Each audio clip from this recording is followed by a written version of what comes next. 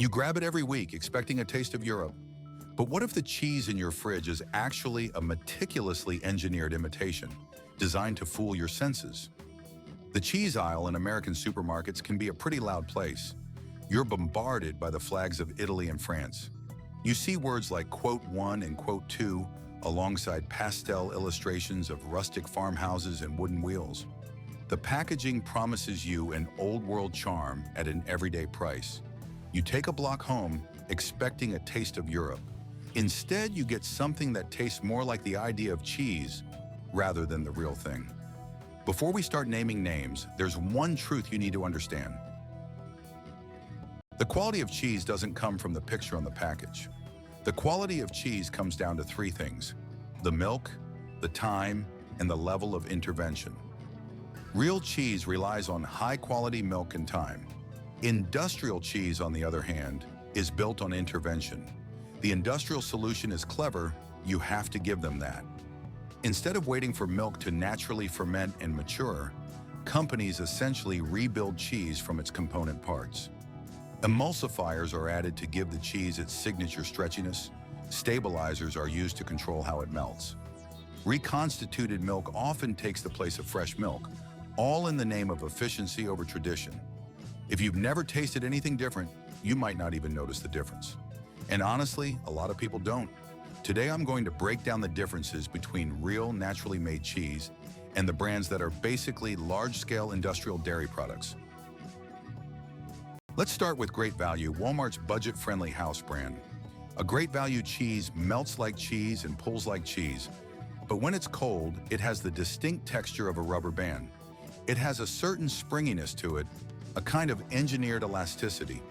When you heat it up, you'll notice the oil separates from the protein structure, creating little golden pools around your pizza or grilled cheese. A quick look at the ingredients list reveals the architects of this texture. You'll find sodium phosphates, polyphosphates, and carrageenan.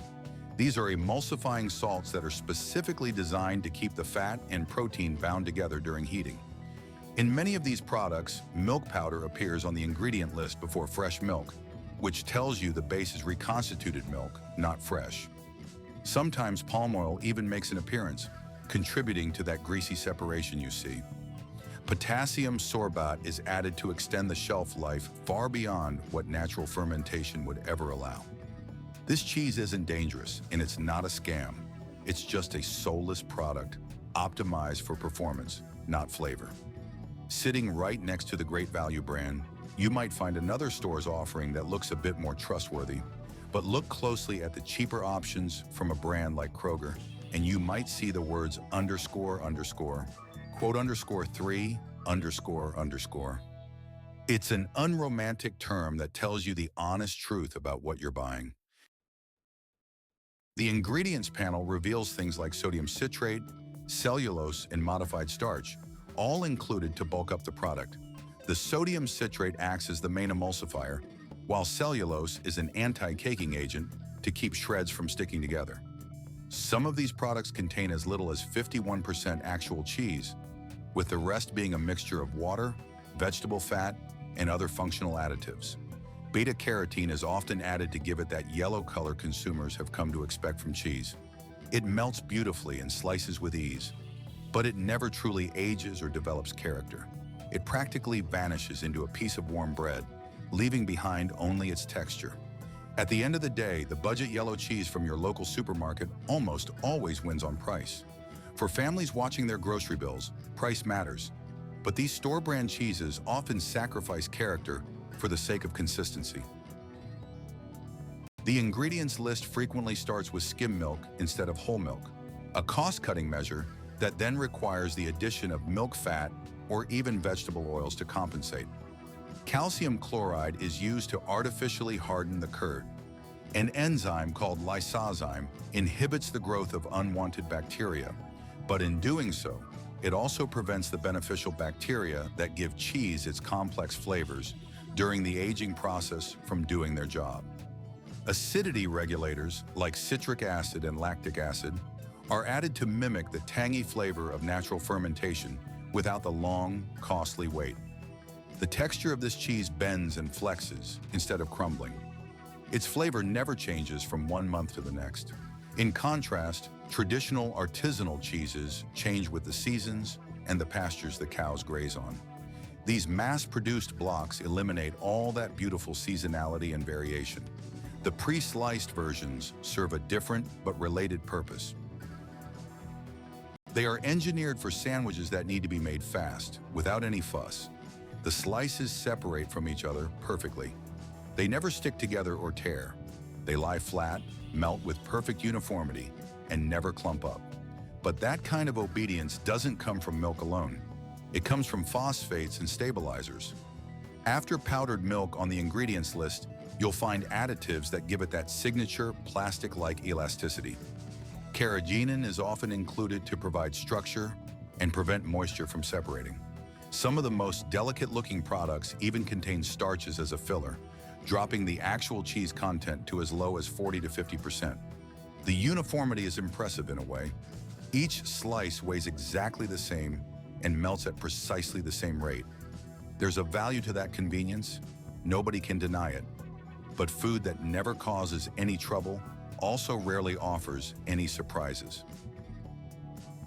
The Italian-style brands might be the most poetic deception on the dairy aisle. The name sounds Italian. The font on the package looks Italian, but the cheese itself is purely industrial.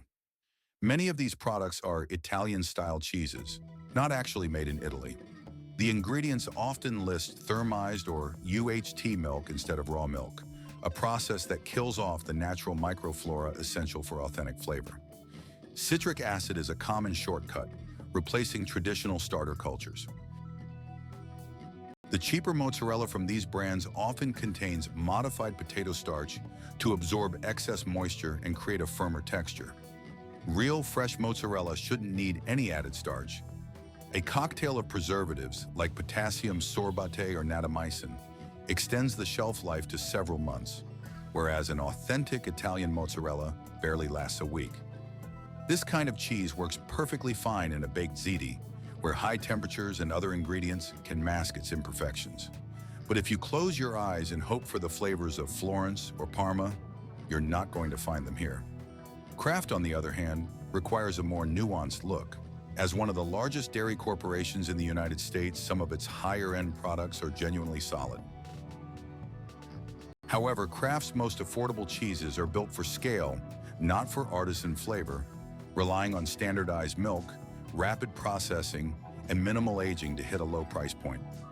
In their budget-friendly lines, they often use milk protein, concentrates, and whey proteins to boost the protein content without having to use more real milk.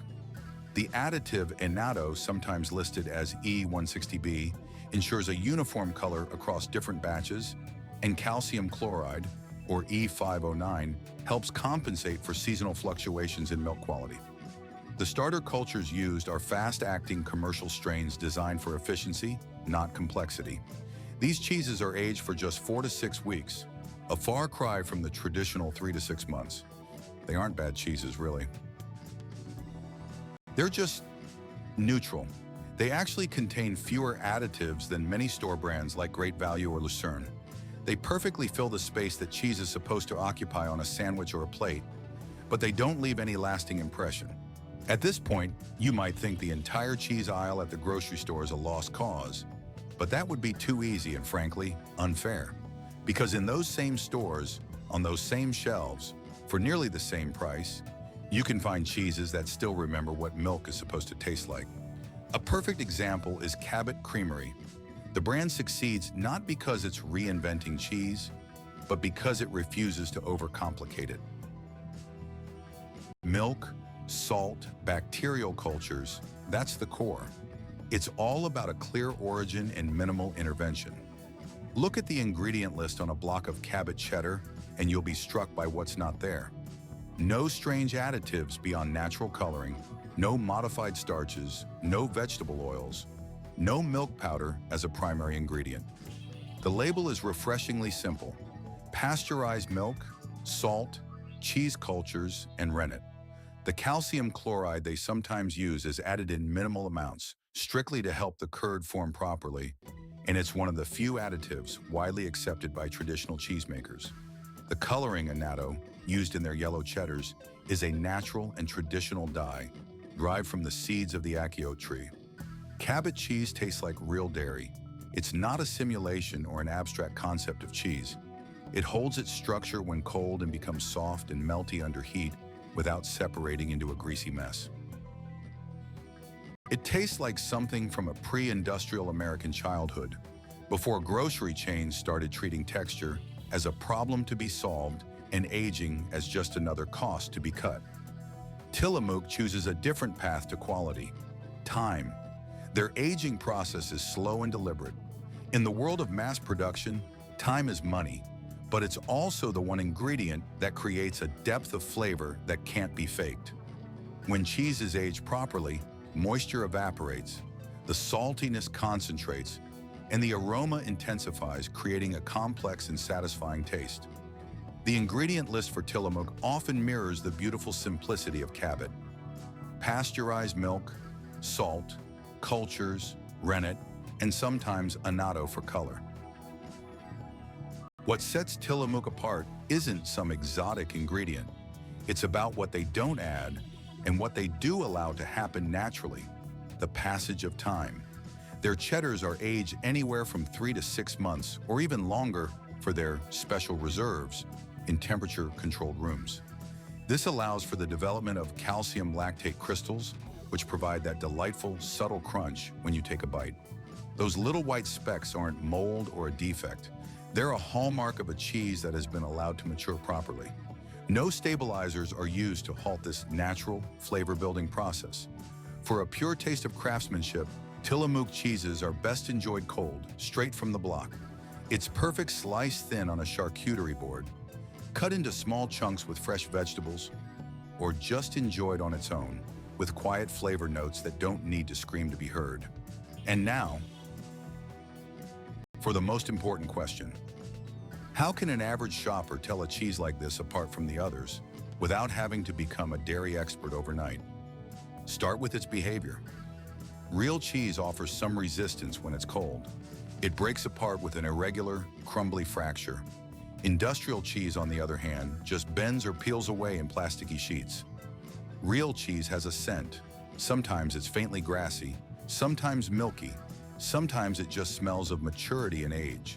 Industrial cheese either has no smell at all, or it has the faint, flat aroma of cooked milk. Finally, the taste. A real cheese transforms in your mouth as you chew it, revealing new layers of flavor. An industrial cheese tastes exactly the same from the first bite to the last. Next, you have to read the ingredients list. And I don't mean the promises of tradition and farm-fresh goodness on the front of the package. I mean the actual, legally required declaration of ingredients on the back. Real cheese is made from just 4, maybe 5 ingredients: milk, usually pasteurized, salt, bacterial cultures, and rennet. Sometimes a natural coloring agent like annatto might be included. If you see more than 5 ingredients, you need to start paying close attention. If you see additives like emulsifying salts, you're entering industrial territory. Things like sodium phosphates and polyphosphates are a dead giveaway. Gums and stabilizers like carrageenan, locust bean gum, or gar gum are used to create texture that nature didn't provide. Preservatives like sorbic acid or natamycin go far beyond what natural aging accomplishes. Modified food starch, milk powder as a primary ingredient, vegetable oils, and whey protein concentrates are all signs that you're looking at a product that was engineered in a lab, not crafted in a dairy. Price can be a hint, but it isn't the whole story. A price point under $5 a pound doesn't automatically mean a product is bad, but it does mean you should take a second, much closer look. Check the packaging for phrases like underscore underscore, quote underscore 7 underscore underscore, or underscore underscore quote underscore 8 underscore underscore. These are legal definitions that mean you are buying a cheese-based product, not actual cheese. Also, check for a percentage. If you see a label that says underscore underscore, quote underscore 9 underscore underscore, and the number next to it is less than 100%, you're buying a mixture, not pure cheese. The supermarket isn't necessarily trying to deceive you. It's just trying to make everything on the shelf look equivalent. The packaging levels the playing field, making products that are worlds apart seem like they're the same. Rustic fonts, little American flags, pastel-colored drawings of idyllic country landscapes. It's all designed to create a feeling. Meanwhile, the real work of the cheese, the milk, the time, and the microbial life happens quietly in the shadows. Industrial cheese easily won its battles. It has a longer shelf life, the slices are more uniform, it melts better in a grilled cheese, and it costs less. But with every one of those victories, it gave up a little piece of its identity. Then one day you realize that most of the cheese from the supermarket tastes more like a compromise than an actual flavor. Now you understand the hierarchy. At the very bottom are the mass-produced, store-brand blocks, cheeses optimized for consistency and price, with an ingredients list that reads like a chemistry experiment. But at the top, still well within your reach, are brands like Cabot and Sargento. These are cheeses that earn their flavor through time and tradition, not through engineering, with ingredient lists that look a lot like recipes from 200 years ago. The next time you stand in front of the dairy case at Walmart or Kroger, you'll see more than just packages. You'll see the systems, the shortcuts, where money was saved and where time was truly invested. You'll see the long lists of chemical additives that replace traditional methods, and you'll notice their absence, a clear sign that speaks volumes about a deep respect for the craft. Your choice